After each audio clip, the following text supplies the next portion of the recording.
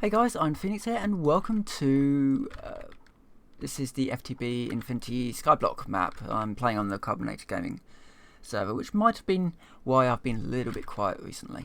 I've been working on this map.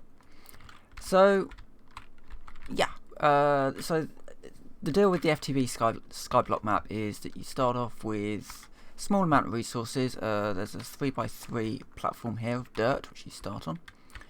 And you build up from there using yet some saplings, some bone meal, a chicken hammer, a lava source, and a water source, and you build up from there. And so on, and you know, you go through it's a reasonably linear progression system. So, for example, you don't start out by being able to make a pulverizer, for example. You have to go down... Just wait for this to tick over. You have to be able to build a machine frame first, which means you do need a Buildcraft laser. And to build the machine frame, you will also need to have a small amount of forestry, railcraft. You will have to have the smeltery up for the gear. The laser ready for the chipset, and Industrial Craft 2 for the iron plate. Now this can be done, the refined iron plate, this can be done using steel as well, so just by squishing steel into plates and then plates into the dense plates, you can do that. So yeah, as you can see, it is a reasonably linear progression system. It does want you to build a certain amount of things before you move on to the next thing, but what order you can do that in, it's very much up to you. Certainly things like agricraft are in the game, so you can make yourself some redstone seeds and the like. Now at the moment I am actually playing around with nuclear reactors, which is something that I don't really show me doing very often. So this is my nuclear reactor and this is my web. So as it stands at the moment, NGNet still isn't implemented, which allows me to do stuff like this. I've got a CESU running straight into the IC2 machines. I've got an MFE running into a bat box, which then converts the power through into RF. The reason why I'm doing it like this is that for some reason the MV wire connector wasn't actually connecting up to the MFE or distributing power from the MFE. So I've had to do that. It's a little bit of a bodge job, but hey, it works. It does work. And this is what I'm working on at the moment. So, yeah, in here I've got a very, very basic nuclear reactor, and I'm about to fry this neutron reflector. So I've got a couple of heat vents, which obviously vents heat, so the reactor doesn't explode. I've got a fuel rod in here, which I am cooking quite well actually. I estimate another maybe 4 hours, for 4 real world hours before it turns into depleted fuel rod. And I've got a Nutrional Reflector. Now what the Nutrional Reflector does is it reflects the neutrons back at the fuel cell, thus making more EU a tick. So without the Nutrional Reflector it would be a 5 EU a tick reactor. Stable, and it would be stable with 1 heat vent. Now because I'm reflecting the neutrons back, I do need a second heat vent on the fuel rod to stop it from cooking and thus not being stable. It's probably not very efficient of a reactor. I could probably throw in another neutron reflector, but I don't really want to because it's stable like this, and I'm not really looking for an efficient reactor.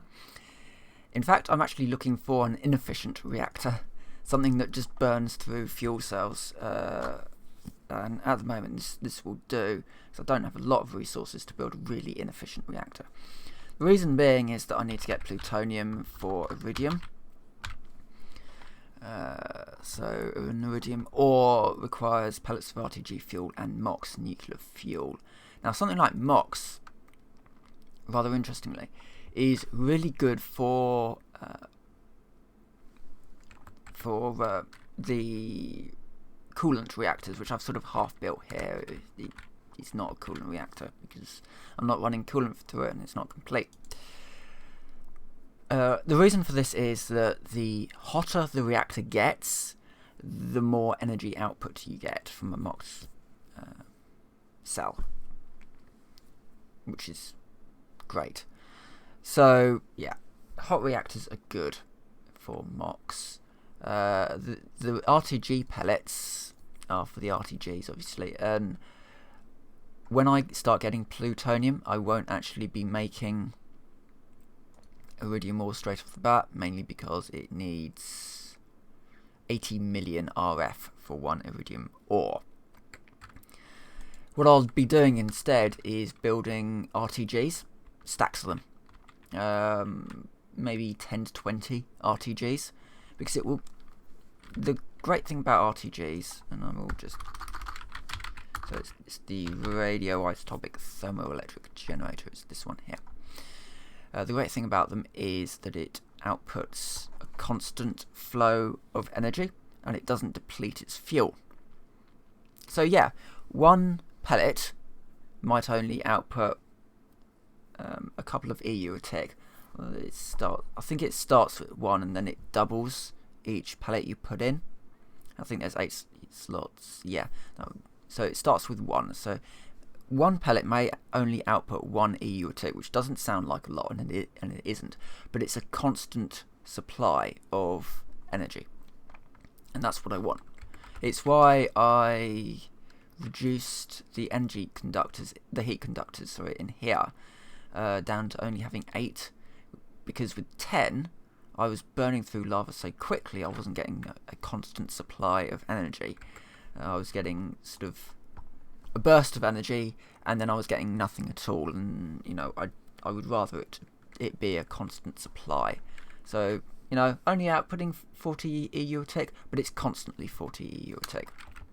And that's why I like reactors, because it gives you a constant supply. Now I'm about to fry that Nutrional Reflector, and I do need to finish building that. So I need 3 more plates. So I'm upgrading the reactor at the moment to having a thick neutron reflector. So each neutron reflector only has 10,000 durability, which is great,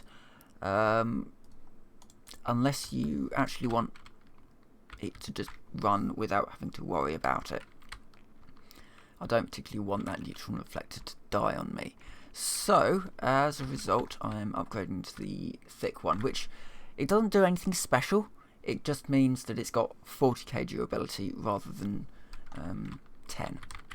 It'll last longer, and that's what I want. So, yeah, so that will go in there in a sec. I've just started with Thorncraft as well, so finally got... Put black wool in the crusher and you get out ink sacs. And then you can use those ink sacs to do Thorncraft stuff, because black ink doesn't work. I'm just going to turn it off for a second while we swap out that. That should be stable. Yeah, 10 EU a tick. And those aren't burning out. Excellent. Right, so I can... these don't cool down. I'm just going to avoid it. Don't need it. Yeah, that's where all the stuff goes that I don't really need. Neutron reflectors are so cheap anyway. It's literally, it's literally that recipe. So coal dust, tin, pulverized tin, and copper plate. They are so cheap, it's ridiculous. Especially considering that. So a fuel rod is going to output 5 EU a tick. Now if I was to put a second fuel rod next to it, it would output 10 EU a tick. I wish I might be able to get it up to 15. Oh god, I can't remember. Probably the best design is going to be to use neutron reflectors down here, and then to use component. Oh god, something that's the heat exchanger. Yeah, you use the heat exchangers to pull from the fuel rod into multiple heat vents, and then you put your fuel rods next to one another, and then you put your neutron reflectors next to those, because you're going to get a lot more power. I think you get 15 from fuel rods next to one another. Yeah. It does something anyway. But anyway, this system is great if you don't really have an awful lot of resources, which I certainly don't at the moment because I've spent it all on making the crusher. So yeah, I like Skyblocks. The great thing about Skyblocks is that no two Skyblock is going to be the same. So what you see here is going to be a reasonably unique Skyblock. Yeah, it's a platform, and vast majority of it is made up with slabs. But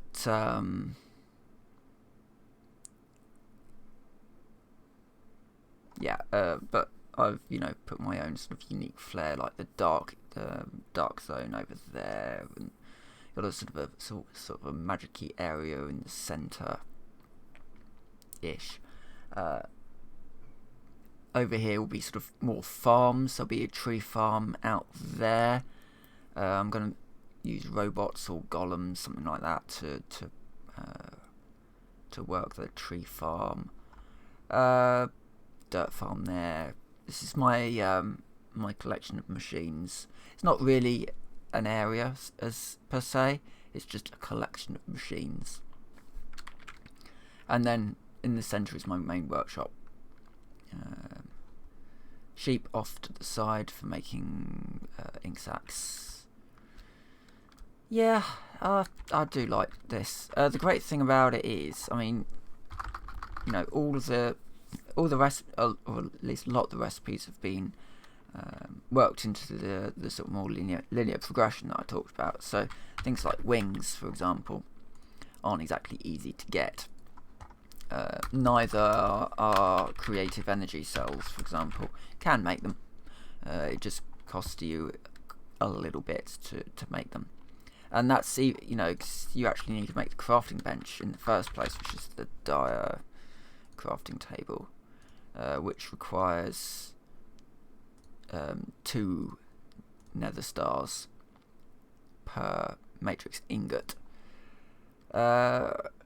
And you need 8 of them, so yeah, that's 32 withers that you'll need to murder, as well as all the diamond lattices you need to make. Which, okay, so basically I got fed up with not having any iron, so I dumped 8 fortune upgrades into my sieve and 4 speed upgrades. So I do get out a reasonable amount of diamonds now. In fact, I got so many diamonds out that I made myself a builder's wand, which requires 2 diamond blocks. So yeah, it's going a lot better now that I'm not using all my iron for steel. I still do need to work on my logistics system. I'm using logistics pipes at the moment because AE controller, it's not the easiest thing in the world to make. Looks reasonably simple from here. Now it's getting even worse. Yeah, it's not exactly going to be particularly simple to make. That's the sort of thing which you want an autocrafter for, which I need to work on. I also need to work on the dark area. I've got a better idea for the dark zone to make wither skeletons. The idea for the dark zone is that it's going to be an area for spawning mobs in. So I'll wander over there now. So at the moment it does spawn mobs, which then get transformed by the witch water. But I think I can do this a little bit better if I basically build a standard water drop design, but instead of using water I use witch water. It's still going to push the mobs, it's just going to transform them. and then I could probably use like the wooden spikes, because the problem is that the diamond spikes require QED, which I really don't have the capabilities of making. But that actually requires a little bit more than I expected, so maybe not. Maybe punji spikes with punji spikes with I'll move the vacuum hopper down there. Maybe that's the way to go. And then, I don't know, pipe it up somehow. Transfer node. Yeah, stick a transfer node on it, and then haul it up that way, and do the same with the liquids. Yeah, I think that would work. So maybe I might do. Yeah, what I'll probably do is I'll do a video after I've built it, but maybe that will be my next build. I will actually just check, because now I've got squid ink. I've probably now got squid. Don't think so. I'm not jumping down there with that level of power. But yeah, you get the idea anyway. Just a quick video showing you reactors really and what I'm doing with them. And if you want to see more of Skyblock thingy-majig, then let me know and I'll do more. I know somebody wrote a post asking if I had a good design for a coolant reactor. I don't at the moment, but considering this is going to be my experimental reactor, chances are I will get a good design for my reactor eventually, with maybe less explosions. I'm actually thinking that maybe I don't want to put my experimental reactor here. I'm going to have more reactors anyway. Maybe this is going to be a sort of constant power supply, and maybe I move an experimental reactor down there somewhere, just so that it's out of the way. Yeah, maybe that's the idea. But I am going to have multiple reactors. I'm thinking about 6 sort of 1-block reactors using a sort of a similar design to this, and in sort of rooms that are reasonably heavily defended, because playing on a server, explosions are on. I don't particularly want to level my base with an exploding reactor. So yeah, did I put my so yeah, I've got things to do now. Upgrade that a lot. I think it would be quite interesting actually. I kind of got the idea because I was looking at somebody else's mob farm, and I was thinking, how can I do that a little bit differently? And yeah, I think the solution is to use witch water and push them off somewhere. So yeah, I'm going to get on with building a dark room now. So for now, I will say thank you very much for watching. I will see you next time.